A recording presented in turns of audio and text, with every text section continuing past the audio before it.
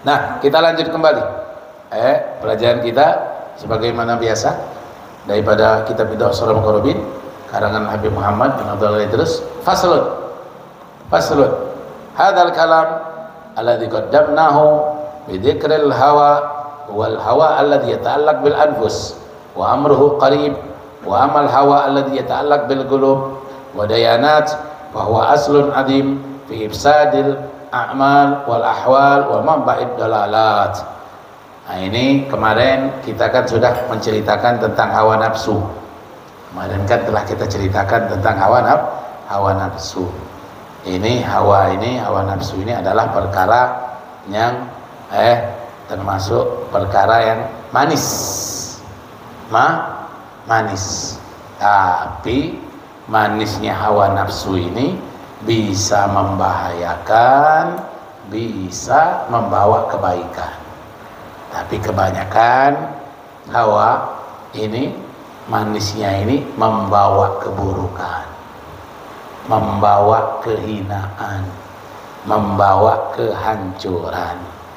Ini makanya kata Sayyidina Umar bin Khattab, beliau katakan al-haq, kebenaran itu thaqil, kebenaran itu berat, kebenaran itu berat.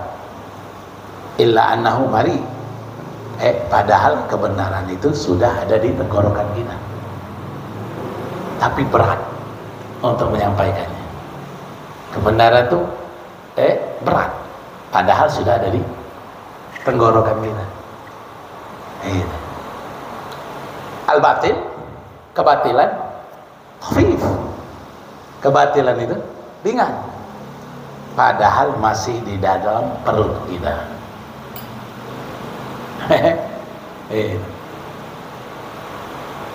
Kenapa?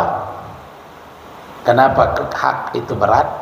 Karena yang hak itu terhalang oleh hawa nafsu. Karena yang hak itu terhalang oleh hawa nafsu, makanya dia menjadi berat. Makanya dia menjadi berat karena terhalang oleh hawa nafsu. Kenapa kebatilan itu ringan? Karena didukung oleh hawa nafsu. Nah, sekarang kita lanjut ke pasal yang berikutnya. Ini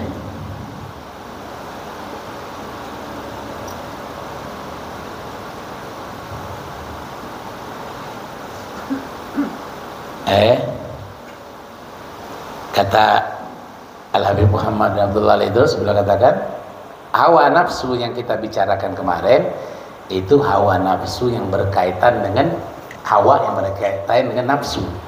Ada yang ini yang lebih parah lagi, apa? Hawa yang berkaitan dengan hati dan agama.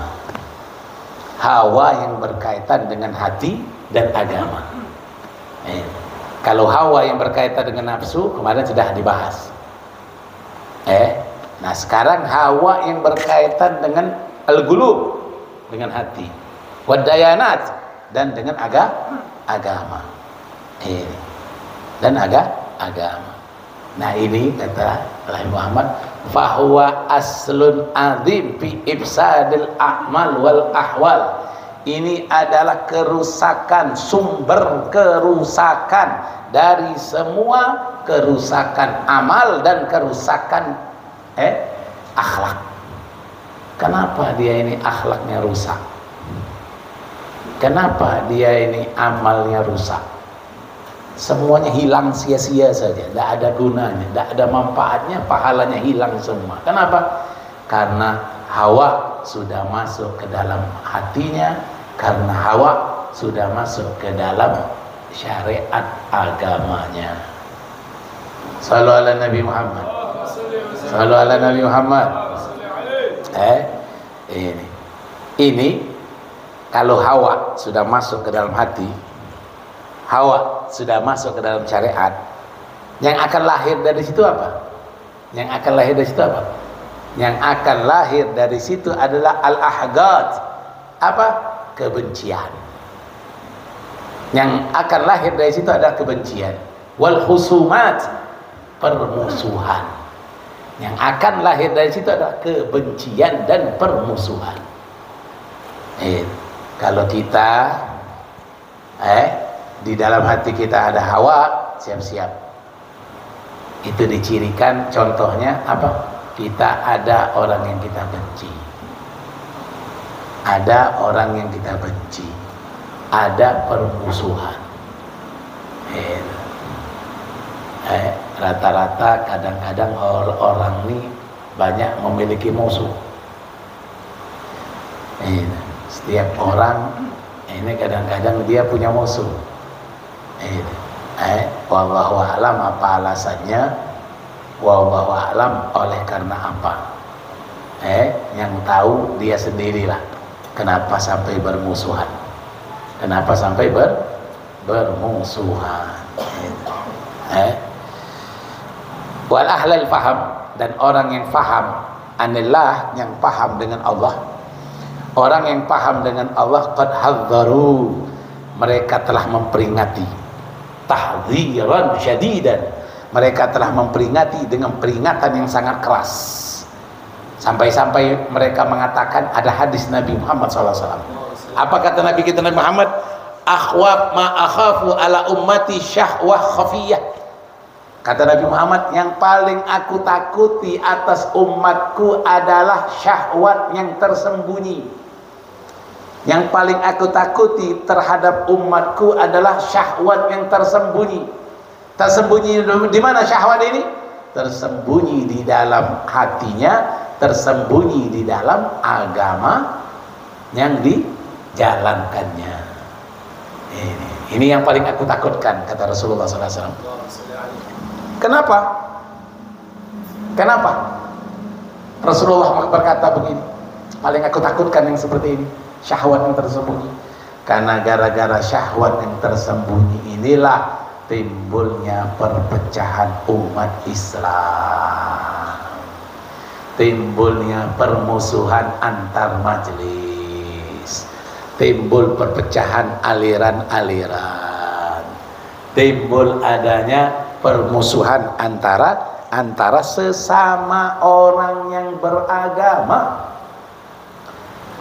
Inilah yang aku takutkan, kata Rasulullah, membuat umatku pecah belah. Gara-gara apa? Gara-gara syahwat khafiyah, syahwat yang tersembunyi. Terbukti tidak? Terbukti tidak? Banyaknya perpecahan.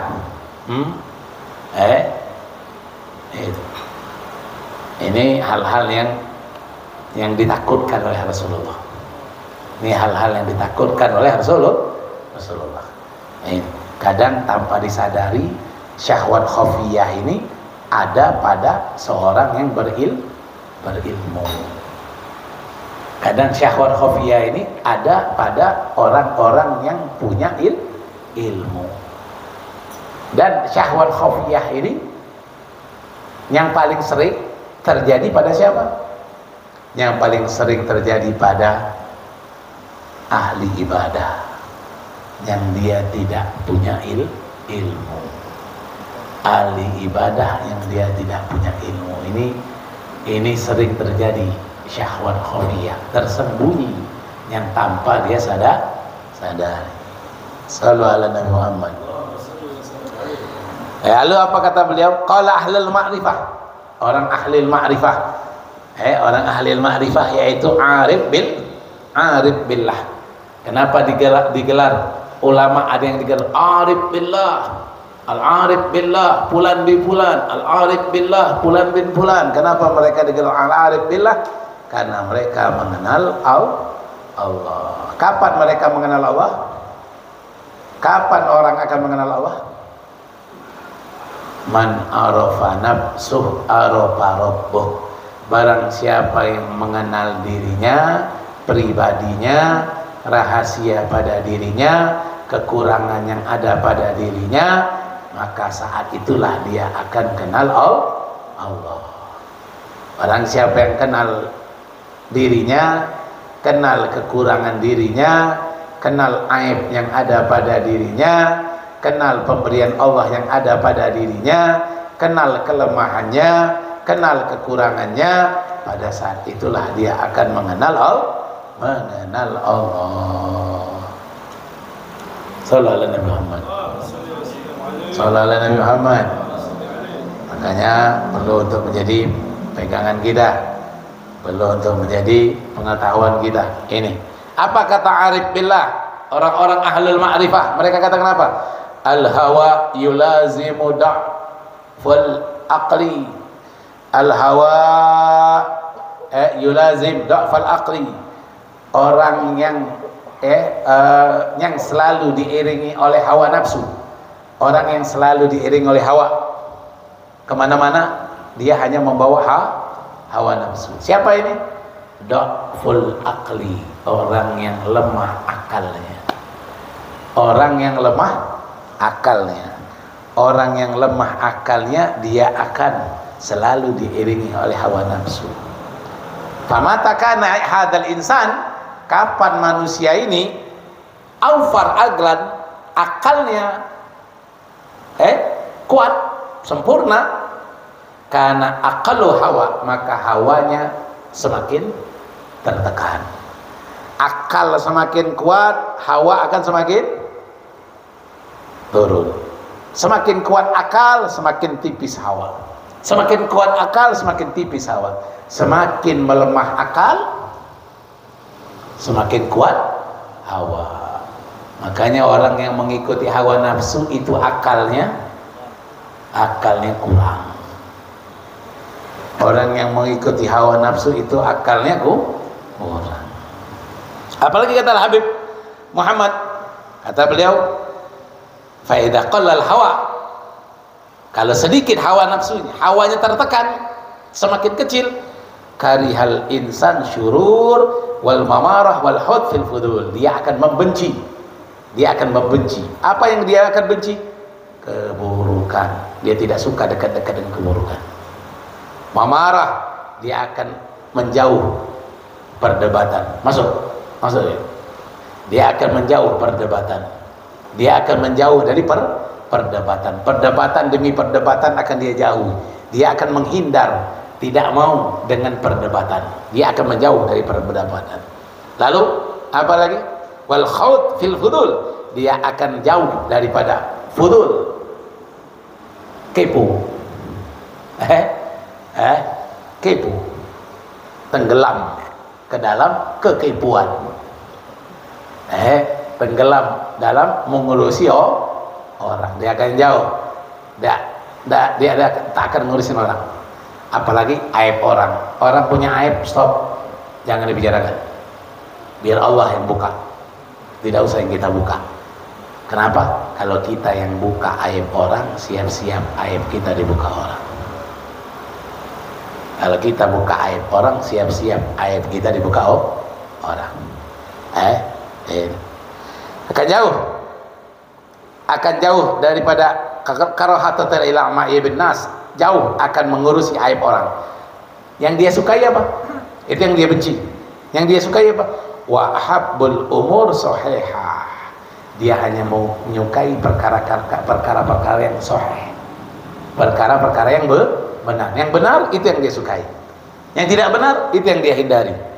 Walazima mayani, orang yang akalnya kuat, hawanya melemah, dia tidak akan melakukan sesuatu kecuali yang pantas, mayakni yang layak dengan dia, yang layak dengan dia, yang pantas untuk dilakukan, yang pantas dibicarakan, yang pantas dilihat, yang pantas ditemani, yang pantas dijadikan teman duduk, yang pantas. Yang tidak pantas, apa kata Nabi Muhammad? Allahumma shalli wa sallim. Min husni Islam mar'i tarku ma la yakni.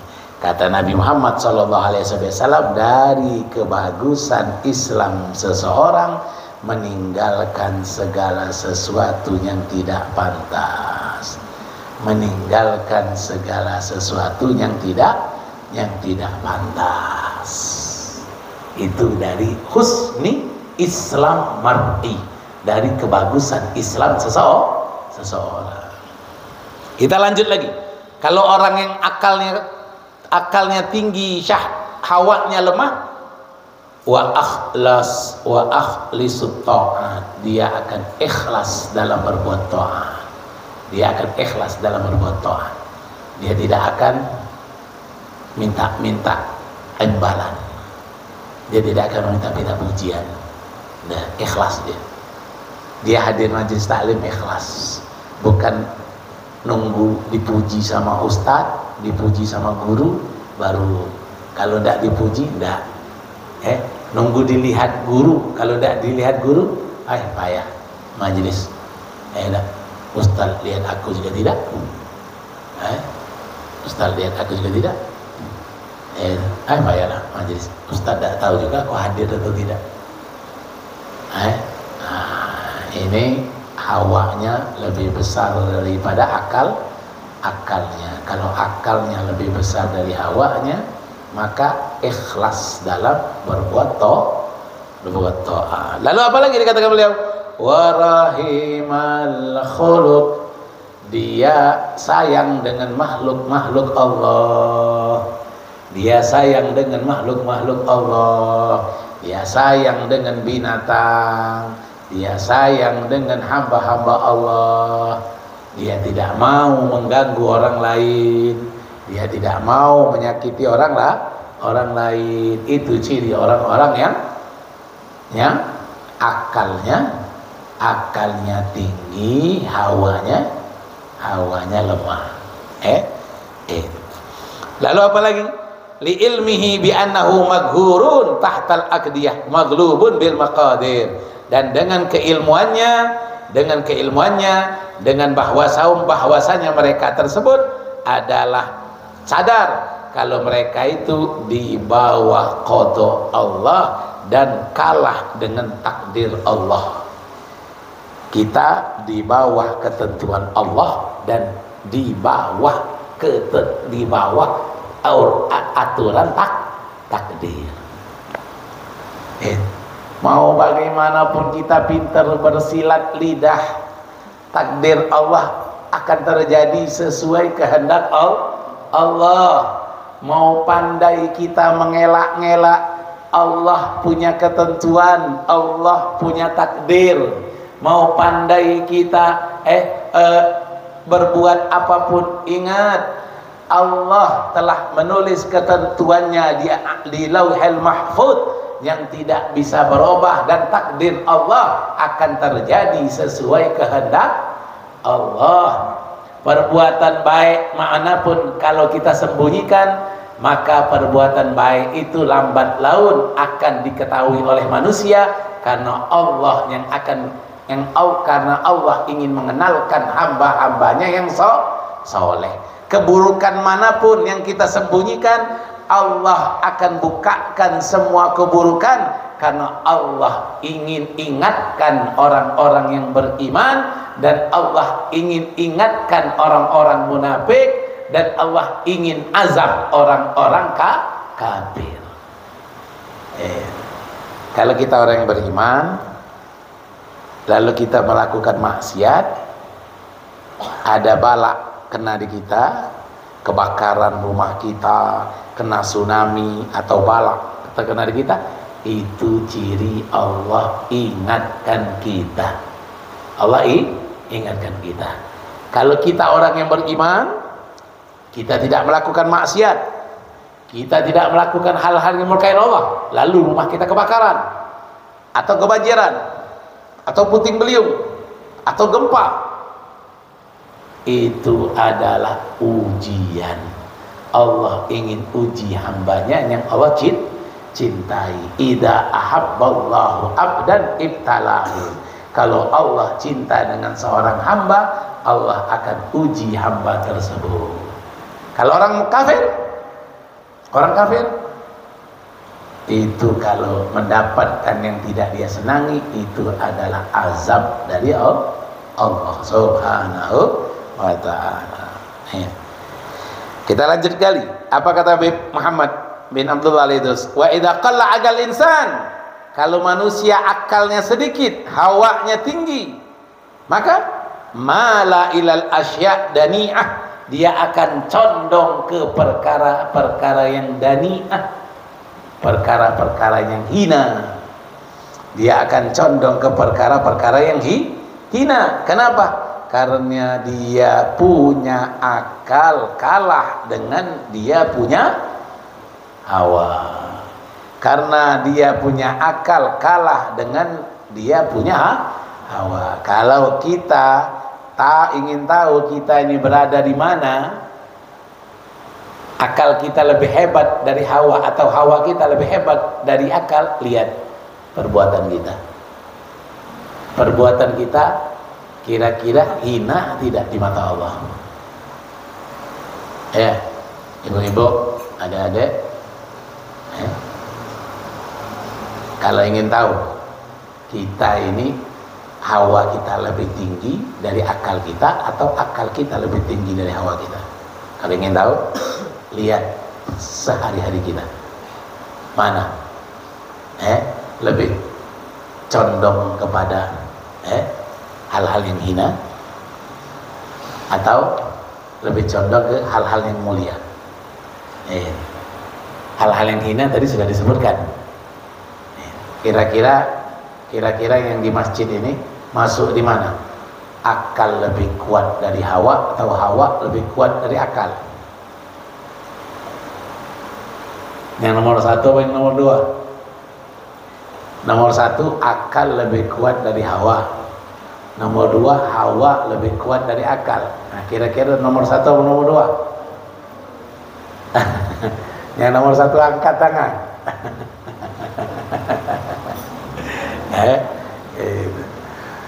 Ini perihal itu untuk introspeksi diri masing-masing. Itu untuk introspeksi diri masing-masing. Di mana letaknya kita? Bukan untuk melihat orang, bukan untuk menilai orang, tapi untuk melihat diri sendiri. Ya, kira-kira yang di luar masjid, ibu-ibu yang di luar masjid, nomor satu atau nomor dua? Yang di teras. Nomor tiga. Apa nomor tiga? Sama. Akal sama hawanya sama. Wah, pinter ya.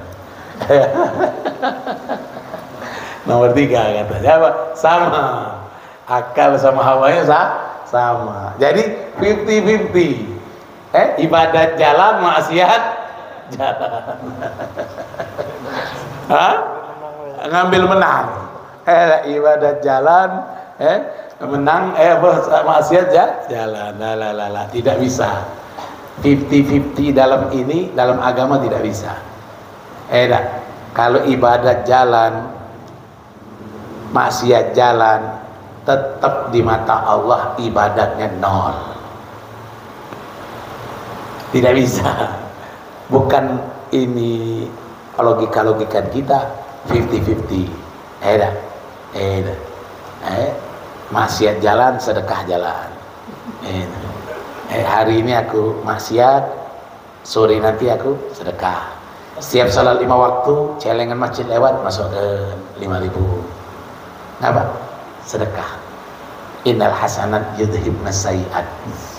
Kebaikan bisa menghapus keburukan. Salat asar lewat lagi celengan, masih lagi. Kenapa? Tadi habis zuhur tadi aku melakukan yang hina, yang Allah tidak senang, alias dosa. Aku sedekah lagi. Itu di mata kita sedekah bernilai. Bernilai. Tapi di mata Allah zon. Di mata Allah zon. Itu makanya tidak ada antara dua, antara akal lebih kuat dari nafsu, dari hawa, atau hawa lebih kuat dari akal. Kalau 50-50 sudah jelas akalnya lebih kuat daripada nafsunya, hawanya lebih kuat daripada akalnya. Kenapa? Karena dia masih menyembah hawa nafsu. Orang ini kadang tidak sadar, kadang tidak sadar. Ketika dia mengikuti hawa nafsu, dia itu sedang menyembah hawa nafsu. Tidak sadar dia. Kenapa? Karena dia lebih mengutamakan yang dilarang oleh Allah daripada yang diperintahkan oleh Allah. Karena dia lebih mengutamakan yang dilarang oleh Allah daripada yang diperintah oleh Allah. Maka kalau sudah mengutamakan yang dilarang oleh Allah daripada yang diperintahkan oleh Allah, berarti dia sudah menyembah selain Allah, yaitu hawa. La ilaha illallah. Apalagi ciri orang yang akalnya lemah, lebih lemah daripada hawanya, condong kepada perkara yang hina, wala hijabil fudul, lebih banyak keponya, aksar khut bima la yakni, banyak melakukan hal-hal yang tidak pantas, wa tarahaniqan 'alan nas, dan melihat remeh, memandang remeh orang lain, da'bahul khilaf, dan dia paling senang perbedaan, dia paling senang berbeda dengan yang lain, dia paling senang tidak sama dengan yang lain, dia paling senang menyalah-nyalahkan orang lain, dia paling senang menjatuhkan orang lain, hadhil umur ini, perkara-perkara ini harus ada pada orang yang akalnya lemah. La takat tukhti'uhum, orang yang seperti ini hampir tidak bisa disalahkan, selalu benar. Orang yang seperti ini hampir, kata Nabi Muhammad, tidak bisa disalahkan, selalu benar, selalu benar. Maksiat pun benar bagi dia, maksiat pun benar bagi dia. Perkataan salah pun tidak mau dikatakan salah, benar. Itu dia. Ini. Sampai-sampai kalau mengatakan Al-Quran itu perkataan Nabi pun masih tetap benar. Sampai-sampai kalau dia mengatakan perempuan tuh harus sama dengan laki-laki, boleh khutbah, boleh ini, itu pun benar. Itu pun benar. Tidak salah, benar itu. Dan tidak mau disalahkan. Tetap membela dirinya benar. Walaupun jumhur ulama, walaupun semua ulama mengatakan tidak benar, dia tetap aku benar. Aku benar. Nah, ini ciri siapa? Akalnya lemah, hawanya lebih tinggi. Walaupun dipanggil syekh, walaupun dipanggil syekh, panggilannya syekh, Syekh Az-Zaitun.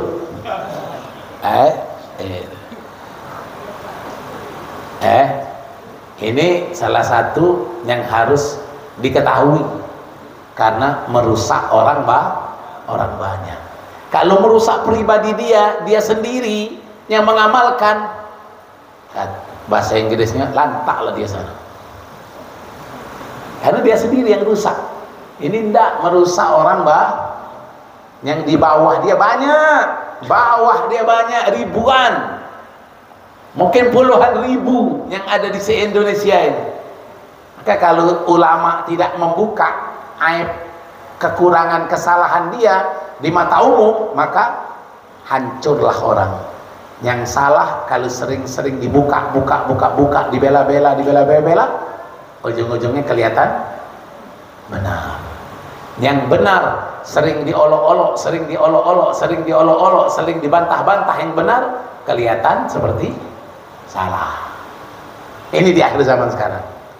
Yang benar di medsos diserang, kelihatan salah. Yang salah dibela-bela, dibela-bela, toleransi, hak individu, hak bersuara, hak ini. Jadi seolah-olah benar. Ini sekarang di akhir zaman.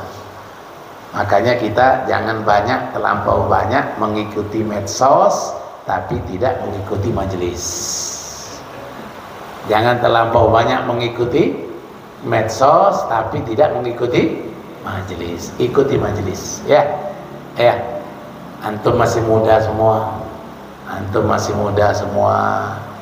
Kalau bayangan secara logik, umur antum masih panjang. Kalau bayangan secara logiknya begitu, umur antum masih panjang. Jadi jangan banyak berkecimpung di dalam medsos, tapi tidak bergelimut di dalam majelis. Hadiri majelis. Semua majelis hadiri untuk memantapkan hati biar tambah mantap dengan ajaran Nabi. Jangan pilih-pilih majelis. Jangan fanatik dengan majelis. Jangan fanatik dengan guru. Perbanyak guru sebanyak-banyaknya. Nanti akan ada satu guru yang menjadi murabbi kalian. Nanti akan ada satu guru yang murabbi, mendidik kalian. Orang yang memang teguh untuk mencari ilmu, Allah akan kasih dia satu rosail, satu penyampai untuk dia sampai kepada Allah. Orang yang teguh memang benar-benar untuk mencari ilmu, Allah akan kirim dia seorang rasail, seorang yang membawa dia untuk kenal dekat dengan Allah. Tapi kalau orang yang hanya berfanatik saja, hanya iseng, atau hanya ingin beda dengan yang lain, ini sampai dia rambutnya penuh dengan uban pun tak akan ketemu dengan Syekh Murabbi. Cuma bisanya nanti ditulis di status Syekh Murabbi, murabbiku, murabbi ruhi. Padahal cuma fanatik buta.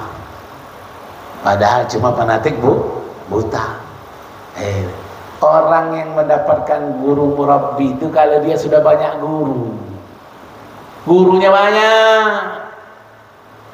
ilmunya banyak. Ini ilmu tidak punya,